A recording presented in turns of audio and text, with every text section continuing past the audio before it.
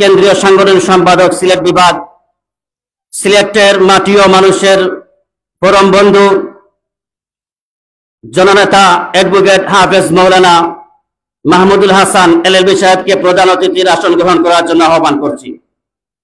বিশেষ অতিথির আসন গ্রহণ করার জন্য আহ্বান করছি ইসলামী আন্দোলন বাংলাদেশ সিলেট মহানগর শাখার সম্মানিত সাংগঠনিক সম্পাদক হাফেজ মাওলানা মতিউর রহমান খান সাহেবকে বিশেষ অতিথির আসন গ্রহণ করার জন্য আহ্বান করছি। বিশেষ অতিথির আসন গ্রহণ করার জন্য আহ্বান করছি ইসলামী আন্দোলন বাংলাদেশ মৌলভীবাজার জেলা শাখার সম্মানিত সভাপতি জননেতা মাওলানা এম এ কুদ্দুস সাহেবকে আসন গ্রহণ করার জন্য আহ্বান করছি। আসন গ্রহণ করার জন্য আহ্বান করছি ইসলামী আন্দোলন বাংলাদেশ মৌলভীবাজার জেলা শাখার সম্মানিত secretary general doctor Ibadur Rahman Chowdhury সাহেবকে আসন গ্রহণ করার জন্য আহ্বান করছি। আসন গ্রহণ করার জন্য আহ্বান করছি ইসলামী আন্দোলন বাংলাদেশ জুড়ি উপজেলা শাখার সম্মানিত সভাপতি জননেতা মোহাম্মদ গিয়াসউদ্দিন সাহেবকে আসন গ্রহণ করার জন্য আহ্বান করছি। আসন গ্রহণ করার জন্য আহ্বান করছি ইসলামী আন্দোলন বাংলাদেশ জুড়ি উপজেলা শাখার সম্মানিত সাধারণ সম্পাদক জননেতা মোহাম্মদ আইয়ুব আলী সাহেবকে আসন গ্রহণ করার জন্য আহ্বান করছি। এছাড়াও আমাদের অত্র এলাকার মুরব্বিয়ান সহ যে স্থানীয় আছেন সবাইকে আসন গ্রহণ করার জন্য আহ্বান করছি।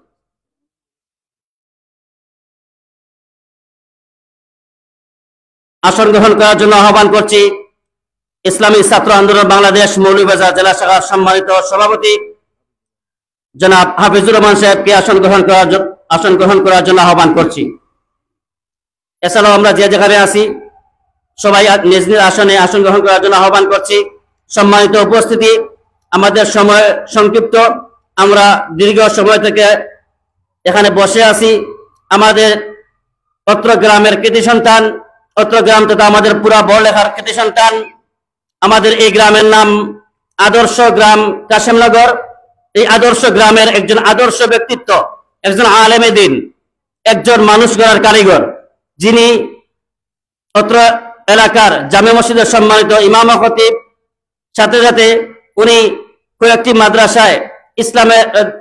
মাদ্রাসায় দ্বীনী শিক্ষা দেওয়ার জন্য বিভিন্ন মাদ্রাসায় খেদমত করে গেছেন।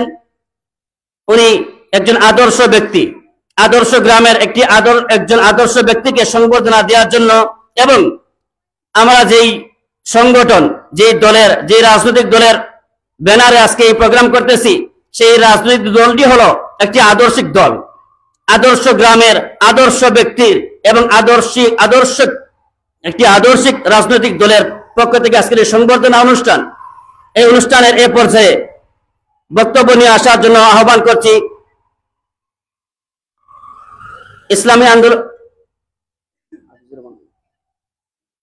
ইসলামী ছাত্র আন্দোলন মৌলভীবাজার জেলা শাখার মোহতারাম সভাপতি জনাব হাফিজুর রহমান সাহেবকে বক্তব্য নিয়ে আসার জন্য আহ্বান করছি।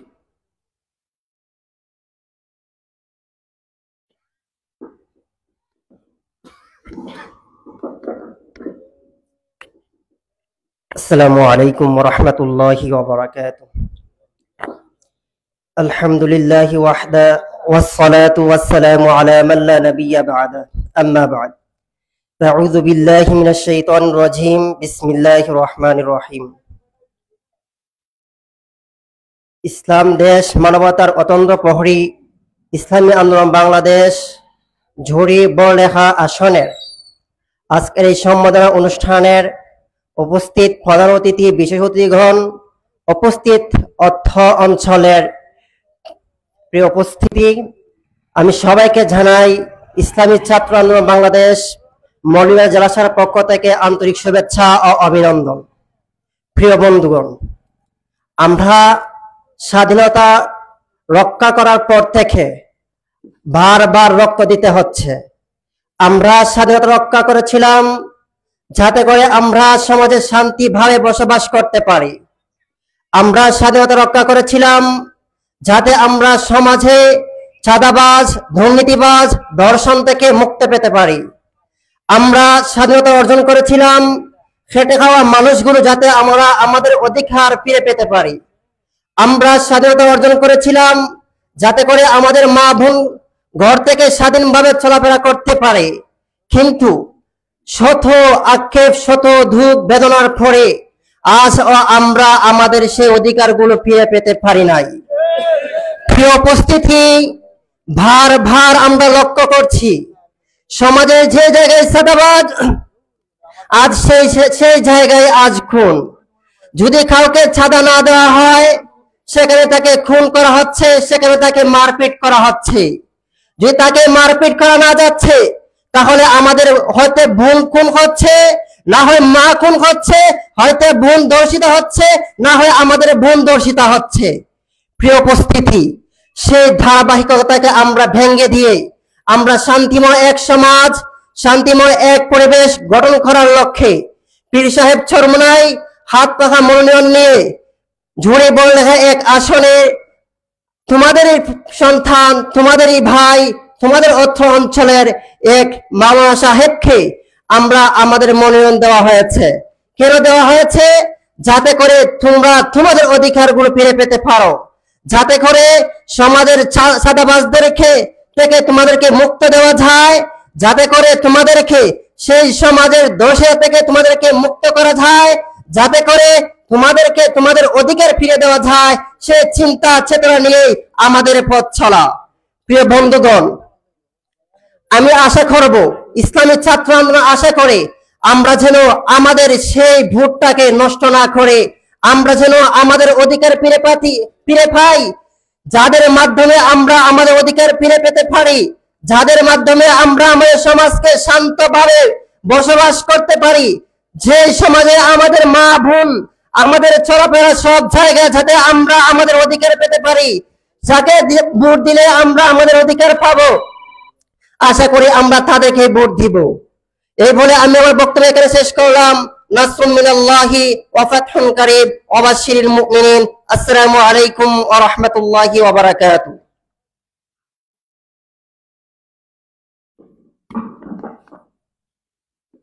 মুবারকবাদ প্রিয় ছাত্রনেতাকে। সম্মানিত উপস্থিতি, এ পর্যায়ে বক্তব্য নিয়ে আসার জন্য আহ্বান করছি ইসলামী আন্দোলন বাংলাদেশ জুড়ি উপজেলা শাখার মোহতারাম সভাপতি জননেতা মোহাম্মদ গিয়াসউদ্দিন সাহেবকে বক্তব্য নিয়ে আসার জন্য আহ্বান করছি।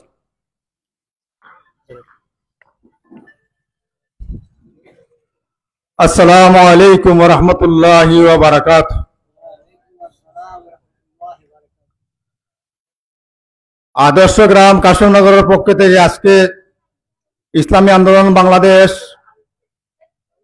জুড়ি বড়লেখার মনোনীত প্রার্থী আনোয়ার ইসলাম সাহেবের আজকের এই সভার সম্মানিত সভাপতি, আমাদের মধ্যে প্রধান অতিথি যিনি অত্যন্ত পরিশ্রমী ব্যক্তি হযরত মাওলানা অ্যাডভোকেট মাহমুদুল হাসান সাহেব, আমাদের মধ্যে উপস্থিত আছেন মৌলভীবাজার জেলার সম্মানিত সভাপতি এম এ কুদ্দুস সাহেব, আমাদের মধ্যে উপস্থিত আছেন মৌলভীবাজার জেলার ইসলামী আন্দোলন বাংলাদেশের বাহাদুর রহমান চৌধুরী সাহেব সেক্রেটারি, আমাদের মধ্যে উপস্থিত আছেন বড়লেখা থানার সেক্রেটারি সাহেব জাফর আহমদ সাহেব, আমাদের মধ্যে উপস্থিত আছেন জুড়ি উপজেলার সেক্রেটারি সাহেব মোহাম্মদ আইব আলী সাহেব, আমাদের মধ্যে উপস্থিত আছেন আরেক ভাই আমাদের হাফিজুর রহমান ছাত্র আন্দোলন মৌলভীবাজার জেলা শাখা, আমাদের মধ্যে উপস্থিত আছেন আমাদের এক ভাই, উনি আমাদের একসাথে সময় লাগাইছিলাম আপনার খুশিদা এবং গাজী সাহেব, উনি তোমার প্রথম তবলিগে গেছিলেন, তোমার নাম লাগানো হয়েছিল গাজী সাহেব, এবং সবাই গাজী সাহেব ওনারা চিনেন। আলহামদুলিল্লাহ ভাই, যে বিষয়ে আমরা এখানে আইছি বিষয়টা হলো কি সম্বর্ধনা দেওয়া, আর সম্বর্ধনার বিষয়বস্তু হইল একজন যোগ্য ব্যক্তি আমরা হওয়ার কারণে খুশি হয়ে সম্বোধনা দেয়, ঠিক না বেটি? ঠিক। এখন আমার দৃষ্টিতে আমি 1918 সালে জুড়িবড়লেখা থেকে এমপি হিসেবে নির্বাচন করছি, তখন পরিবেশ তেমন ভালো ছিল না, অবস্থা বেশি ভালো ছিল না। এখন বাংলাদেশের মধ্যে জেল দুই রকমের, একটা জেল হইলো ভিতরে নিয়ে ঢুকাই রাখা, একটা হইলো গিয়া কথাবার্তা মাথা যায় না, এই এক ধরনের জেল। এক এলাকার মানুষ জেলের মধ্যে আসেন ঢাকায় চাইরে বাই দিয়া, এটা জেলের মধ্যে আছে। আলহামদুলিল্লাহ, আলহামদুলিল্লাহ। আমরা যারা মুরব্বী আছি তারা সামনে দিলে ভালা, আর মুরব্বী সামনে দেওয়া দরকার খানে আমরা যখন মুরব্বী তখন আমরা সম্মান পাইমু, এর লাগে আমরা মুরব্বীর সম্মান করবো না ইনশাআল্লাহ। এখন যে বিষয় হলো কি, যে ব্যক্তিরা আমরা দিছি এই ব্যক্তি আপনার দৃষ্টিতে, আপনারা দৃষ্টিতে, আমরা দৃষ্টিতে, পীর সাহেব চরমোনাইর দৃষ্টিতে যোগ্য ব্যক্তি হোক, আলহামদুলিল্লাহ। আর আমরা ইসলামী দল যারা আছি বা ইসলাম মাইন্ডের মানুষ যারা আছি, আমরা কিন্তু সবচেয়ে প্রিয় মানুষ আলিমুল্লামা, ঠিক না বেটি? আলিমুল্লামা ঠিক, আমরাও ঠিক। আলিমুল্লামা যদি ঠিক না হয় আমরা ইসলাম কই পাইতাম, বেজার লাগে গিয়া। এর লাগে আমি একটা কথা কইতাম, যে কথাটা খুব গুরুত্বপূর্ণ। আপনার সব সচেতন মানুষ, জ্ঞানী মানুষ, আল্লাহর আইন দামি না মানুষের আইন দামি? কার আইন দামি ভাই? দেশ চলের কার আইনে? দেশ কার আইনে চলের মাঝি না? মানুষের আইন দামি দামি নি? কার আইন দামি? আল্লাহ আইন দামি। ওই একটা উদাহরণ হলে বুঝবো আপনারা। আমি আইব আলী ভাই সহ আমরা 4-5 জন গেছি। আমার ফারুক ভাই গেছে, আমরা চিন্তা চৌধুরী সাহেব পহলে আপনি 3-4 চিল্লা লাগাইলো কা পহলে, রে ভাই আমার গরু, আমার ব্যবসা, আমার ক্ষেত, ইটা আমার কইস নাই, তাই পারতাম না। যখন ফেরার লাইসেন্স হয়ে গেছে, এক ফাঁক বন্ধ হয়ে গেছে, তো আমরা যখন গেছি ওই দোয়া করক কা আপনারা, যদি আমি ভালো হয়ে যাই সারা জীবন তৈলুক করবো, ঠিক না বেটি? কোন সময় বৈতরা, যে সময় ব্যবস্থা নাই, সোলার কোনো ব্যবস্থা নাই, মাথার কোনো ব্যবস্থা নাই, আটার কোনো ব্যবস্থা নাই, তখন বৈতরা আমার লাই দোয়া করকা আমি যদি ভালো হয়ে যাই সারা জীবন আর তবলিগও করবো। কোন সময় বৈতরা? আর সুস্থ অবস্থায় কিতা কইতরা বলে, আমার তো ক্ষেত, আমার গরু, আমার ব্যবসা, আমার বাণিজ্য আমি পারিয়ান না, ঠিক না বেটি? আমরা এই অবস্থা হইবেন না না, এক সময় খবর যাওয়া লাগবে না, আওয়াজ নাই। আমরা আবার গেলাম না আপনার ওই শিমল তোলা নয় গেলাম, তো মানুষের রমসুন বক্তব্য দিলাম। আমরা বললাম যে ভাই আমরা কইসাই কার আইন দাম বেশি? সবে কইলা আল্লাহর আইন দাম বেশি। বলে কার আইন আমরা বুট দেই? বলে মানুষ আইনে বুট দেই। মানুষ আইনে বুট দেয়, এরা মুসলমান না হিন্দু? বললে আমরা তো মুসলমান। মুসলমানের আল্লাহ আইনে বুট দেয় বলে বুঝোর বাবার কারণে, কি তারা বাবার কারণে? বুঝোর বাবার কারণে। আমরা বুঝ পরিবর্তন হওয়ার দরকার নাই, দরকার নাই। এই যে মুসলমান রাষ্ট্র আছিল সারা পৃথিবী, অর্ধ পৃথিবী চালাইছেন না, চালাইছেন না? আমাদের লাগা দেশের ভারত 700 বছর চালাইছেন মুসলমান, চালাইছেন না, চালাইছেন না? কেন চালাইছেন? বলে তারা এই তত্ত্ব আসলা, তখন আলসি আইছে, তারা ছুটি গেছে। এখন আমরা আলসি আইছে না, বুঝা গন্ডগোল লাগছে। বলে কিনা বুঝা গন্ডগোল লাগছে? বলে আমরা মসজিদে কিতা কই আল্লাহু আকবার, কই না এটা? এটা কিতা বুঝা গেল? আল্লাহ বড়, আর বুড়ো গিয়া আল্লে আল্লাহ ভাই না, আল্লাহ ছুট হয়ে যায়, হিবা বড় হয়ে যায়। মাইন্ড করেন না, ঠিক না বেটি? যদি আল্লাহ মহিলা বড় কইলাম, হিনা গিয়া যদি দিল আল্লাহ বড় থাকে, তো বুট খাওয়া দেওয়া লাগে, আল্লাহ দেওয়া লাগে না, লাগে না? দেওয়া লাগে না, লাগে না? এর লাগে ভাই দুষ্ট বুজুর্গ, এই দুনিয়া ক্ষণস্থায়ী, এই দুনিয়া কেউ থাকতে পারছেন না, রাজাও থাকতে পারছেন না, বাদশাও থাকতে পারছেন না, উজুরও থাকতে পারছেন না, রাজিরও থাকতে পারছেন না, ফকিরও থাকতে পারছেন না, পাগলও থাকতে পারছেন না।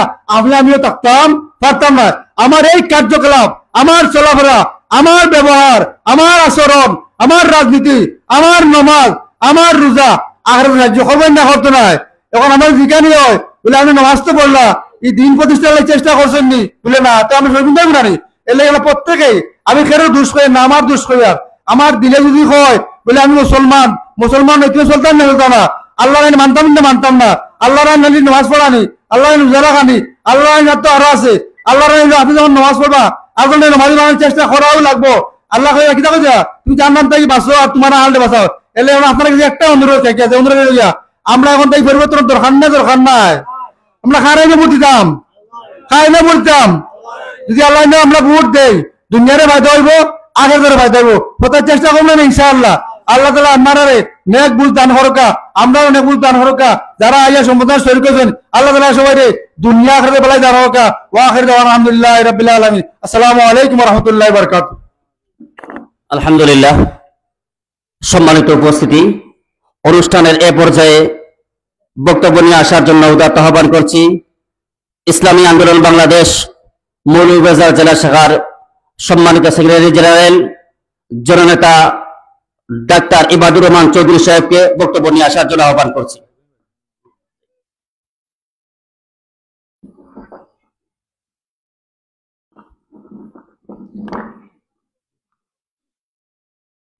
আসসালামু আলাইকুম ওয়া রাহমাতুল্লাহি ওয়া বারাকাতুহু।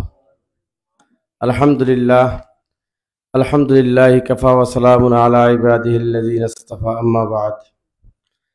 অধ্যকার সম্বর্ধনা অনুষ্ঠানের সম্মানিত সভাপতি সাহেব, উপস্থিত আছেন মাটি ও মানুষের নেতা, আমাদের কেন্দ্রীয় সাংগঠনিক সম্পাদক সিলেট বিভাগের হযরত মাওলানা হাফিজ মাহমুদুল হাসান সাহেব এলএলবি, আর উপস্থিত আছেন অত্র এলাকার মুরব্বিয়ানে কেরাম। আসলে আলোচনা সন্ধ্যার পর থেকে শুরু হয়েছে, এখন পর্যন্ত চলছে। আলোচনা অনেক হয়েছে, আপনাদেরও সময় অনেক হয়ে গেছে, বিরক্ত সময় চলে আসছে। আমি সংক্ষিপ্ত কিছু আলোচনা করতে চাই আপনাদের সামনে। তো আমি আসার পরেই শুনলাম একটা স্লোগান এখানে, নেতা নয় নীতি চাই, পীর সাহেব চরমোনাই। আসলে নেতার পরিবর্তন আমরা অনেক দেখেছি, এখন বাকি রয়েছে নীতির পরিবর্তনের। কি বলেন আপনারা? তো এই স্লোগানটা পীর সাহেব চরমোনাই শুরু করেছেন এর জন্যই যে স্বাধীনতার 54 বছরের ভিতরে আমরা অনেক নেতার পরিবর্তন দেখেছি, কিন্তু আমাদের কি কাঙ্ক্ষিত আমাদের সফলতা কি আসছে? সফলতা আসে নাই। তাহলে আমাদের সফলতা আসবে কিভাবে? নীতির পরিবর্তনের বিনিময়ে।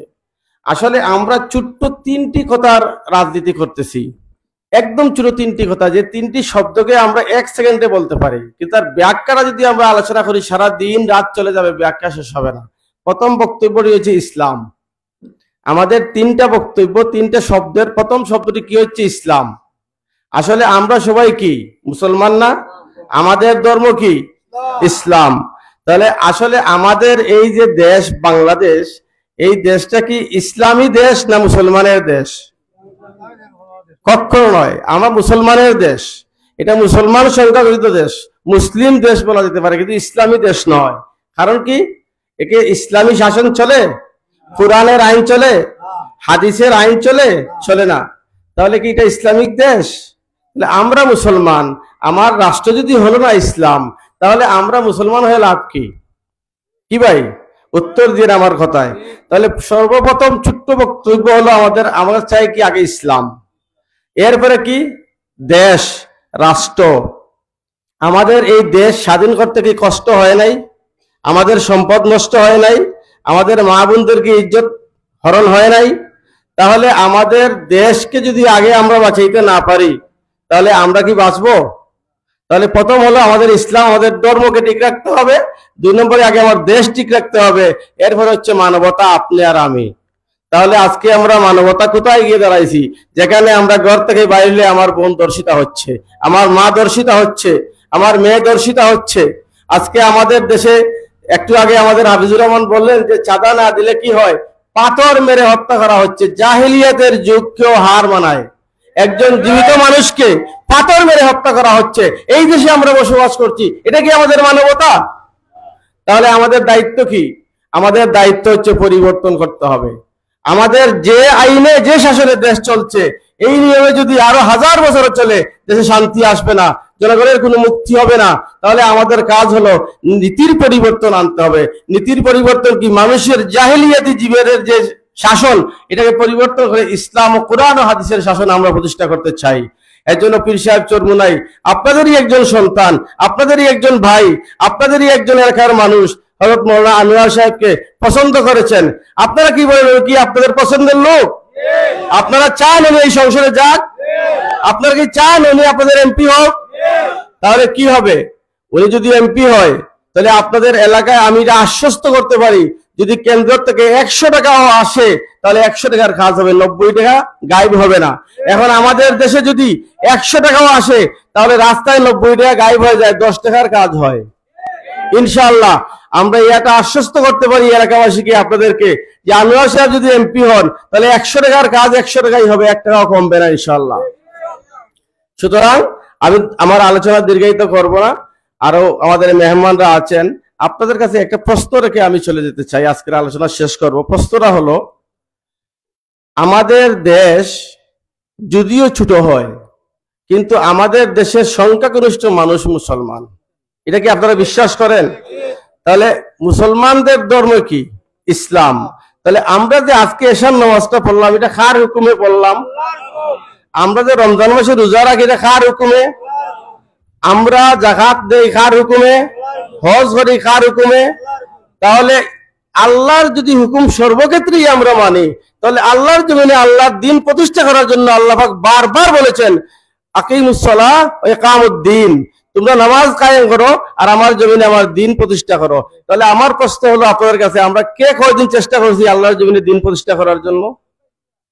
তাহলে আমরা কি চেষ্টা করব? দ্বীন যদি প্রতিষ্ঠা হয়, যদি কোরআনের আইন প্রতিষ্ঠা হয়, আপনাদের কাছে আমি একটু আশ্বস্ত করতে চাই, আমরা আজকে কি গরিবদেরকে ইউনিয়নে চাউল দেওয়া হয় না? 10 কেজি চাউল দেওয়ার জন্য পুরা রোজ চলে যায়। 700 টাকা 800 টাকা রোজের মানুষের রোজ চলে যায় 500 টাকার চাউলের জন্য। ইনশাআল্লাহ ইসলামের হুকুমত কায়েম হলে, ইমারত প্রতিষ্ঠা হলে আপনার চাউলের জন্য ইউনিয়নে লাইন ধরতে হবে না। ইমারতের দায়িত্ব হচ্ছে আপনার বাড়িতে পৌঁছে দিবে আপনার প্রাপ্যটা। যদি ইসলামের হুকুমত প্রতিষ্ঠা হয়, আপনার অধিকারের জন্য রাস্তায় লাইন ধরতে হবে না, প্রতিবাদ মিছিল করতে হবে না, মানববন্ধন করতে হবে না। আপনার অধিকার ইসলামী হুকুমত আপনার প্রতিষ্ঠা করে দিবে, আপনার হক আপনার আদায় করে দিবে। আমি আমার সংক্ষিপ্ত আলোচনা এখানে শেষ করছি। আপনাদের সবাইকে মুবারকবাদ জানাচ্ছি। আপনারা অনেক কষ্ট করে সারাদিন ক্লান্ত পরিশ্রম করার পরেও এখন বিছনায় গিয়ে আরাম করবেন। এখানে আজকে সম্বর্ধনার জন্য এখানে বসে আছেন, আপনাদের একজন প্রিয় ব্যক্তিকে সম্বর্ধনা দিবেন। আমি যে আলোচনা করলাম, আপনারা অনেক আলোচনা শুনছেন। এই সকল আলোচনার সফলতা হলো যেদিন ওনাকে ফাইনালি আমরা বিজয়ের মালা পরাতে পারবো, সেদিন হবে আমাদের সফলতা। এখন থেকে আমরা কি করব? প্রতিজ্ঞা করব। আমরা গ্রামে গ্রামে, মহল্লায় মহল্লায় আমরা টিম ওয়ার্ক করে মানুষকে বুঝাবো যে বর্তমান হুকুমত আর ইসলামী হুকুমতের পার্থক্য। এটা যদি আমরা নিজে বুঝি তাহলে আর বুঝাইতে পারি, ইনশাআল্লাহ আমরা বিজয়ের মালা পরাতে পারবো আমাদের প্রিয় ব্যক্তির গলায়। ঠিক আছে? আপনাদেরকে মুবারকবাদ জানিয়ে আমার আলোচনা এখানে শেষ করছি। আসসালামু আলাইকুম ওয়া রাহমাতুল্লাহ।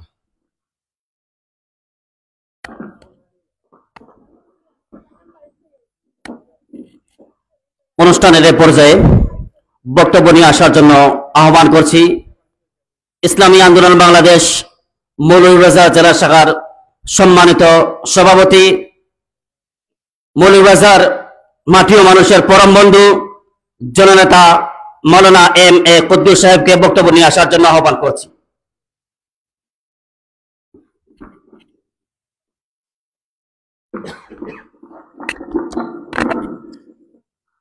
আসসালামু আলাইকুম ওয়া রাহমাতুল্লাহি ওয়া বারাকাতুহু।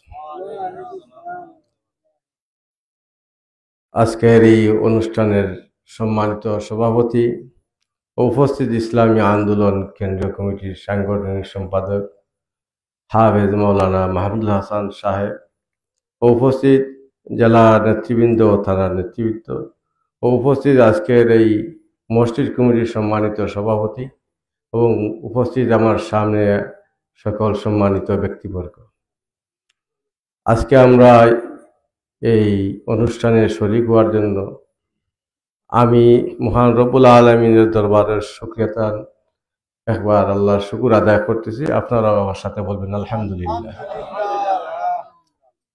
আমরা একটি সম্বর্ধনা অনুষ্ঠানে আজকে শরীক হয়েছি। আমি সর্বপ্রথম আসার সাথে সাথে আপনাদের এই মসজিদ কমিটির সম্মানিত সভাপতির আলোচনা শুনে আমি আসলে মুগ্ধ হয়েছি এবং আমি এই আল্লাহর বান্দার নেক হায়াতের জন্য আমি কামনা করছি যে আল্লাহ রাব্বুল আলামিনকে দীর্ঘজীবী করেন এবং ইসলামের খেদমতের জন্য আল্লাহ রাব্বুল আলামিন যাতে কবুল করেন। আমি এই বিষয়টা এই জন্য বললাম, আমাদের মসজিদ কমিটির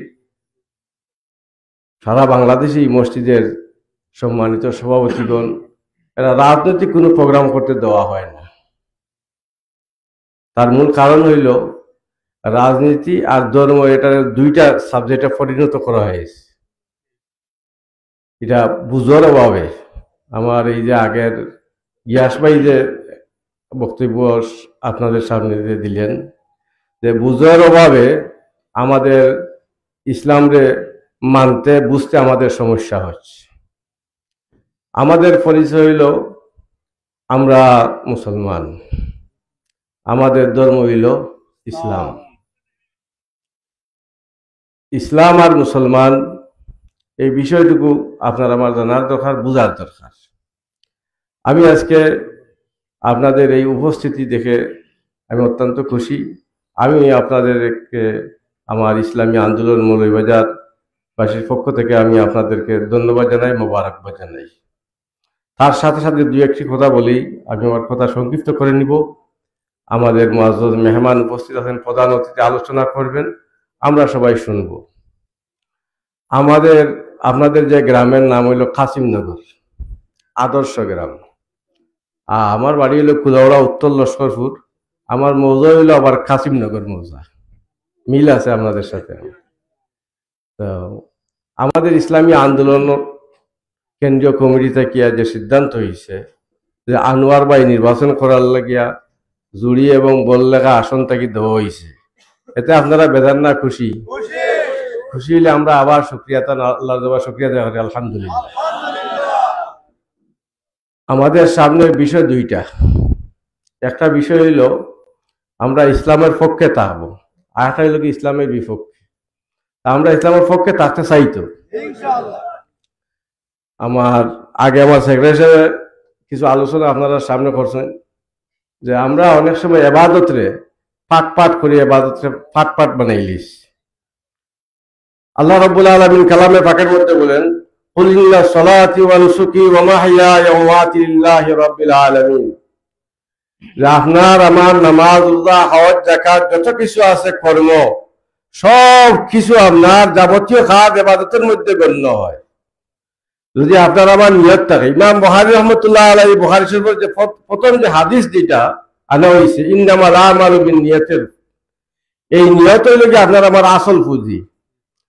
একজন মানুষ যদি সে নিয়ত করে যে আমি ইবাদত করব, এমত অবস্থায় যে ইবাদতের নিয়ত করার সাথে সাথে আপনার আমার নামে আমলের মধ্যে ইবাদতের সব লেখা হয়ে যায়।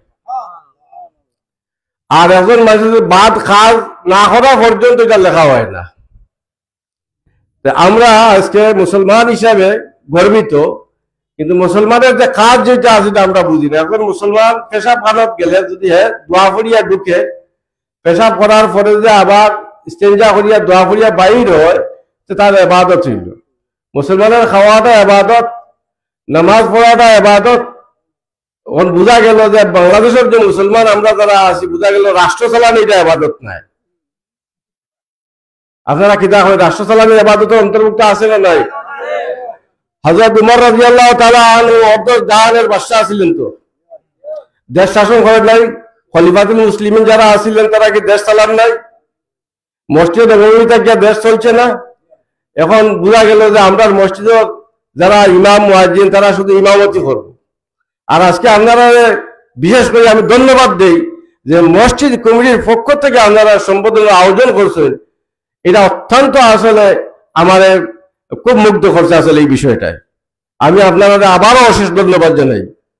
কারণ ইমাম দেন তারপর ইমামের কথা এই এলাকা চলবো, এই ইমামে এই এলাকার সালিশ করবা, এই ইমামে এলাকার যে পরিবেশ যেটা আছে, এই পরিবেশ মানুষের সুন্নতের দিকে দাবিত করার কারণে পরিবেশ সুন্দর হয়ে যাবে। ইসলামের পথে যখন আপনি আমি যাইব তখন পরিবেশটা সুন্দর হয়ে যাবে।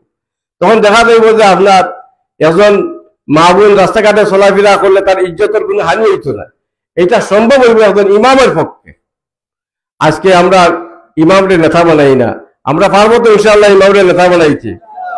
আমি আজকে আপনাদের এখানে যারা উপস্থিত আছেন, উপস্থিতি অত্যন্ত আসলে কম। এরপরেও আমি আপনাদের কাছে একটা দাবি রাখতে চাই, আজকে আমরা যারা এখানে উপস্থিত আছি, আমরা আমার সাথে একটা ওয়াদাবদ্ধ আমরা হইতাম পারিনি। যে ওয়াদাটা হইল, আজকে আনোয়ার ভাই তো বললেখা উপজেলার সব এলাকাতে এখনো গেছেন না, আজকে শুরু আমরা সব আনোয়ার ভাই হয়ে যাব, পারবো না ইনশাল্লাহ। আর আমরা হাত পাখার যে আওয়াজ যেটা আছে, আমি আশা করি বললেখা এবং জুড়ি উপজেলার ঘরে ঘরে গিয়ে পৌঁছে দিব ইনশাল্লাহ। আমরা পৌঁছাই দিব এবং সকলকে আমরা ইসলামী আন্দোলনের পক্ষে, হাত পাখার পক্ষে আমরা দাওয়াতি কাজ করব, পারবো তো ইনশাআল্লাহ। এবং অনুপস্থিত যারা আছেন তারা আনোয়ার ভাইয়ের পক্ষ থেকে সালাম পৌঁছাই দিবে, এবং বাড়ি করে মা বোন যারা আছেন তারা কাছে ইসলামী আন্দোলনের দাওয়াতটা যাতে পৌঁছে যায়, এটা আমরা পারবো তো। আমরা এই কাজ করি। আমরা গাছ লাগাইলাম, আমরা মাত্র গাছ কি করলাম, গাছটা রোপণ করলাম। ইনশাআল্লাহ ভবিষ্যতে আমাদের ছেলে সন্তান যারা আছে এরা এই ফল ভোগ করব। আর হয়তো বাঁচিয়া থাকলে আমরা ওই ফল ভোগ করবো ইনশাআল্লাহ। কারণ আল্লাহর জমিনে আল্লাহর দিন যদি প্রতিষ্ঠা না হয়, আর এই বাংলাদেশে 92 ভাগ মুসলমানের দেশে যদি দিন প্রতিষ্ঠা না হয়, কোন দেশে আমরা দিন প্রতিষ্ঠা করবো? আর রাষ্ট্রীয় ইসলামী হুকুমত আমরা কোন দেশে প্রতিষ্ঠা করবো? আজকে সারা বাংলাদেশে যেভাবে খুন খারাপি, চিন্তায় রাখা জানি, ধর্ষণ যেভাবে চলছে, এটা বোঝা যায় যে আপনার কারুন ফেরাউনের জমানা এইরকম হয় নাই। যদি এইভাবে আমরা যদি পালাক্রমে হারি ক্ষমতার বদল যদি আমরা দেখি, তাহলে আমরা সামনে ভবিষ্যৎ কিন্তু অন্ধকার। আমরা ক্ষমতার বদল আর দেখতে চাই না। আমরা চাই নীতির পরিবর্তন, আদর্শিক হোক এবং সাইয়্যিদিনা মুহাম্মদুর রাসূলুল্লাহ সাল্লাল্লাহু আলাইহি সাল্লাম যেভাবে রাষ্ট্র পরিচালনা করেছেন, যেভাবে হযরত উমর রাদিয়াল্লাহু তাআলা আনহু যেভাবে রাষ্ট্র পরিচালনা করেছেন, সেইভাবে আমরা বাংলাদেশের এই 92 ভাগ মুসলমানের দেশে রাষ্ট্রীয়ভাবে ইসলামী হুকুমত কায়েম করার লক্ষ্যে আমরা কাজ ইনশাআল্লাহ যতদিন আল্লাহর জমিনে বাংলাদেশের এই ভূখণ্ডে ইসলামী হুকুমত প্রতিষ্ঠা না হবে ততদিন পর্যন্ত ইনশাআল্লাহ আমরা ইসলামী আন্দোলনের যে দাওয়াতিক কার্যক্রম যেটা আছে চলছে এবং চলবে এই আশা ব্যক্ত রেখে সকলকে ইসলামী আন্দোলন মৌলভীবাজার জেলা শাখার পক্ষ থেকে অশেষ ধন্যবাদ এবং মোবারকবাদ জানাই। সাথে সাথে সকলের দীর্ঘায়ু কামনা করে আমিও দোয়া চাই, আমি আবার কুলাউড়া আসন থেকে ইনশাআল্লাহ যদি আল্লাহ হায়াত পাই বাঁচিয়ে রাখে আল্লাহ, আমি ইনশাআল্লাহ কুলাউড়া 2 থেকে আমি নির্বাচন করবো। আমার জন্য আপনারা দোয়া করবা, আমারও মেসেজ কুলাউড়া পৌঁছাইবা। আশারাও আছে তো আপনারা কুলাউড়া আছে ইনশাআল্লাহ, আমরা মাত্র আছি। আর সকলের কাছে আমি দোয়া চাই, আমিও দোয়া করি। রাসূলুল্লাহ মিনাল্লাহি ওয়া ফাতুন করিব।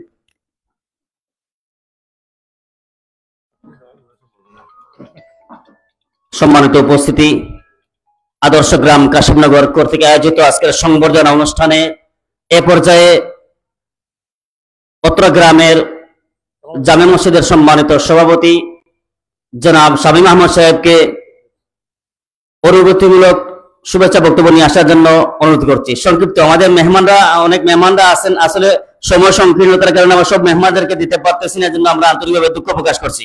সংক্ষিপ্ত বক্তব্য নিয়ে আসছেন অত্র গ্রামের জামে মসজিদের সম্মানিত সভাপতি জনাব শামীম আহমদ সাহেব।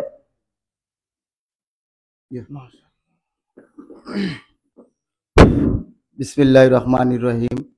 আসসালামু আলাইকুম। দূর দূরান্ত থেকে আসা আমার ইমাম সাহেব বকল, আজকে আমি আপনার কাছে আমার দেওয়ার কিছু নাই। আপনারা যেহেতু আমার এলাকাত আইসন, এলাকার যদি আমি জানতাম ছোটবেলা শুনতাম কোনো অলিরা যদি আসে তো এলাকা আলোকিত হয়, প্লাস বেমার আজারও যায়, অনেক কিছু করে।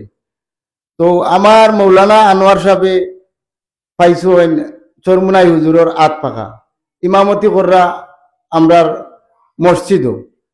তো আমরা দেখলাম, আমরা কমিটি বা আমরা এলাকাবাসী দেখলাম আমার ইমাম সাহেব, আমাদের ইমাম সাহেব, আমরা দল যার যে দল এটা ভিন্ন বিষয়, দল বিষয় না, বিষয় হইল আমার ইমাম সাহেব এলাকাত নামাজ পড়াইরা আমরা সর্বদা তাই যে কোনো টাইমে যে কোনো সময় রাত 2টাত ফোন দিয়া আপনার বাড়ির যাইরা।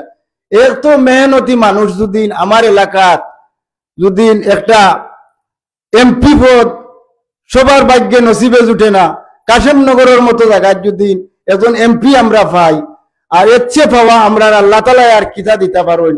আর আমার অনুরোধ চরমুনাই হুজুরের কাছে, আমার এমপি আপনারা দেখরা আমরা খুব দরিদ্র এলাকার মানুষ, আমরা যে সামর্থ্য ফাল পরিমাণ ইলা কিচ্ছু নাই।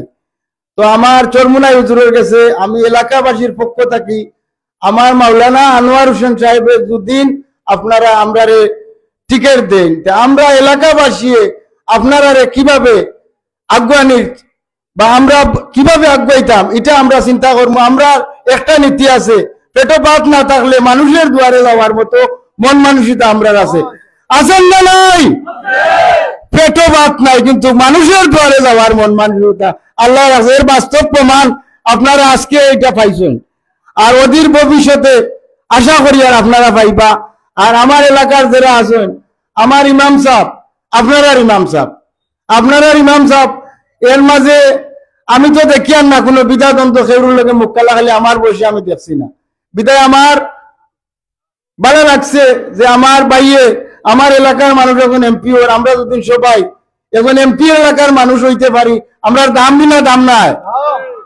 তো যাই হোক, আপনার কাছে আমার অনুরোধ, পাশাপাশি আমার চরমুনাই হুজুরের কাছে অনুরোধ, আপনি সার্বিক সহযোগিতা, এর পাশাপাশি উনার একটা মসজিদ আপনারা দেখছেন নির্মাণ কাজ চলে, যদি আপনার মাধ্যমে কোনো কিছু হয় আমার মৌলানা আনোয়ার হোসেন সাহেবের কাছে আমার অনুরোধ।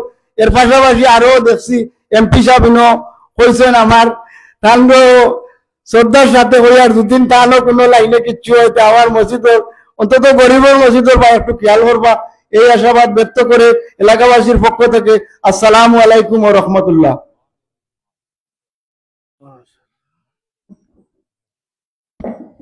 আলহামদুলিল্লাহ, জনাব শামীম আহমদ সাহেবের কাছ থেকে আমরা বক্তব্য শুনলাম। আমরা অনুষ্ঠানের একেবারে শেষ পর্যায়ে চলে আসছি। অনুষ্ঠানের এ পর্যায়ে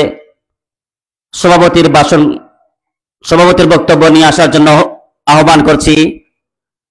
আসন্ন জাতীয় সংসদ নির্বাচনে মৌলভীবাজার 1 বড়লেখা জুড়ি আসনে ইসলামী আন্দোলন বাংলাদেশ মনোনীত সংসদ সদস্য পদপ্রার্থী জননেতা মাওলানা আনোয়ার হোসেন সাহেবকে সভাপতির ভাষণ পেশ করার জন্য আহ্বান করছি।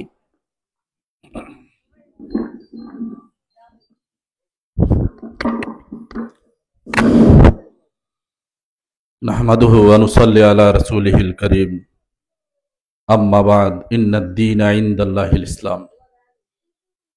সম্মানিত আজকের সংবর্ধনা সভার মহান অতিথিবৃন্দ, উপস্থিত ইসলামী আন্দোলনের বিভিন্ন সংগঠনের ও অন্যান্য সংগঠনের দায়িত্বশীল বৃন্দ, আর আমার প্রিয় এলাকা, আমার জন্মভূমি এই কাশেমনগরের সর্বস্তরের জনসাধারণ, আপনারা আমার সম্বর্ধনা এই জায়গায় সমবেত হয়েছেন। আসর থেকে বক্তব্য শোনা হচ্ছে, শুনছেন, বক্তব্য দেওয়া হচ্ছে, দিতেছেন, ধৈর্যের সাথে শুনতেছেন। আমি আপনাদেরকে অসংখ্য ধন্যবাদ জানাই। আমি এই এলাকায় আজ থেকে 22-23 বছর এই এলাকার মসজিদে ইমামতি করতেছি, প্রতি জুমায় বক্তব্য দিতেছি, বিভিন্ন বিষয়ে কথা বলতেছি। আমার কথা অবশ্যই আপনারা শুনতেছেন। ইন্নাদ-দীনা ইনদাল্লাহিল ইসলাম, আল্লাহর কাছে একমাত্র ইসলামই মনোনীত ধর্ম। সকলকে শুধু আমি একটা কথাই বলবো, অবশ্যই আপনাদের সকলকে আমি ধন্যবাদ জানাই আপনারা সমবেত হওয়ার জন্যে, ইসলামের ডাকে সাড়া দেওয়ার জন্যে। যতদিন দুনিয়ার জমিনে বাঁচবো ইসলামের ডাকে সাড়া দিব, ইসলামের পক্ষে কথা বলবো, ইসলামের পক্ষে রায় দেব, ইনশাআল্লাহ। পারবো না? পরিশেষে আমি একটা কথাই বলি, এই কাশেমনগর অবহেলিত এলাকা বড়লেখার মধ্যে, এই কাশেমনগরের মানুষ তাদের নিচের যে মাটি আছে সে মাটিটাও তার না। এই কাশেমনগরের মানুষ সবচেয়ে অবহেলিত। এই কাশেমনগরের মানুষের উপর স্টিম রুলার নির্যাতন বিভিন্ন ভাবে প্রচলিত হয়েছে। এই কাশেমনগরের মানুষের মুক্তির জন্যে, এই কাশেমনগরের মানুষের ভাগ্যের জন্যে এখনই একটা সুবর্ণ সুযোগ, ইসলামের সুযোগ। গরিব মেহনতি মজদুরি মানুষের ন্যায্য অধিকার পাওয়ার একটা সুযোগ সামনে আমরা দেখতে পাচ্ছি। প্রায় সকল ইসলামী দলগুলা এক হওয়ার সম্ভাবনাময়। এই সুযোগকে আমরা যদি হাতছাড়া করি আমাদের কপাল পোড়া, আমার ভাষায় আমি বলবো। আমাদের বাংলাদেশ স্বাধীনতার পর থেকে এ যাবৎ বিভিন্ন রাজনীতিবিদদেরকে আমরা বিভিন্ন ভাবে ভোট দেই। আমাদের এই কাশেমনগরের কথা রাজনীতিবিদরা বিভিন্ন সময় আমাদেরকে আশ্বাসে দিয়ে আসছেন আমাদের এই জায়গাগুলা বন্দোবস্ত দিবেন। কই আজ পর্যন্ত 53-54 বছর হয়ে গেল আমাদের কাশেমনগরের কোন নেতার কোন চিন্তাধারা আমরা দেখতে পাই নাই। আমাদের এই কাশেমনগরের ভাগ্যের কোনো পরিবর্তন হয় নাই, বরং আমাদের রক্ত চুষে চুষে খেয়েছে বিগত সময়ে। কথাটা কি সঠিক? আমাদের মসজিদের, আমাদের মাদ্রাসার, আমাদের এলাকার, আমাদের রাস্তাঘাটের বিভিন্ন বরাদ্দ পর্যন্ত বড় বড় রাঘব গোয়ালগুলা গিলে ফেলছে, যার জাজ্জল্যকর সাক্ষী এবং প্রমাণ আমি নিজে। এতএব সর্বস্তরের জনসাধারণের কাছে আমি বলবো, আমাকে ভোট দিবেন, আমি নেতা হব, সে আশা নিয়ে আমি রাজনীতি করি নাই। আমি রাজনীতি করি আল্লাহর দ্বীন বাস্তবায়নের লক্ষ্যে, আখেরাতের পুঁজির জন্য, সংসদে আসন নেওয়ার জন্য নয়। আমি রাজনীতির মধ্যে পা রাখছি একটাই উদ্দেশ্য আমার, আমি 1 টাকা এই রাস্তায় যদি খরচ করি 49 কোটি টাকা আল্লাহর রাস্তায় খরচ করার সওয়াব আল্লাহ আমাকে দান করবেন। সেই জন্যই আমি সেই রাস্তায় পা দিছি। আমার স্বার্থ অনুযায়ী আমি জীবনে যা রুজি করব ইসলামের জন্য আমি রুজি সেইগুলা সব ব্যয় করার সেই ব্যর্থ নিয়ে আমি দাঁড়াইছি। আপনারা জানেন আমি ইতিমধ্যে 2টা মাদ্রাসা পরিচালনা করি, আমার জীবনের যা আয় হয় সেগুলো আমি সেই রাস্তায় ব্যয় করি। আমি বসে খাই না, আমি ইমামতি করি, আমি বিভিন্ন ভাবে ব্যবসা বাণিজ্যের মধ্যে জড়িত আছি। সেই কাজগুলাকে অনেক মানুষে খারাপ ভাবে, কিন্তু মেহনত হালাল ভাবে ব্যবসা বাণিজ্য করা কোনো খারাপ বিষয় না, সওয়াবের বিষয়। আমাদের নবী বিশ্ব নবী মুহাম্মদুর রাসূলুল্লাহ সাল্লাল্লাহু আলাইহি সাল্লাম রাজনীতি করেছেন মসজিদের ভিতর থেকে, মিম্বর থেকে। বিশ্ব নবী রাজনীতি করেছেন মিম্বরে, যে জায়গায় আমরা নামাজ পড়ি মসজিদের সামনের যে স্থানটাকে কি বলা হয়? মেহরাব। কি বলা হয়? মেহরাব। হরবুন শব্দ থেকে মেহরাব, অস্ত্রর স্থান। যে জায়গার মধ্যে অস্ত্র রাখা হয় সেই স্থানটাকে মেহরাব বলা হয়। আজকে মসজিদটাকে আমরা শুধু নামাজ রোজার স্থান বানিয়ে ফেলছি। আজকে মসজিদের মধ্যে ইসলামের কথা, রাজনীতির কথা বলা যায় না। ভালো করে যাই না রাখেন, নামাজ প্রতিষ্ঠার কথা আল্লাহ কোরআনে করিমের মধ্যে 92 বার বলছেন, না 82 বার? 82 বার আল্লাহকে ভয় করার কথা বলছেন আল্লাহ 92 বার। আর রাজনীতির কথা বলা হয়েছে 903 বার। এতএব রাজনীতি করা কি জরুরি না? নামাজ রোজার যেরকম ইবাদত, রাজনীতি করাও তেমন ইবাদত। তবে নীতি হবে রসুলের, কালমাসের নীতি নয়, সেকুলারিজম নীতি নয়, নীতি হতে হবে রসুলের।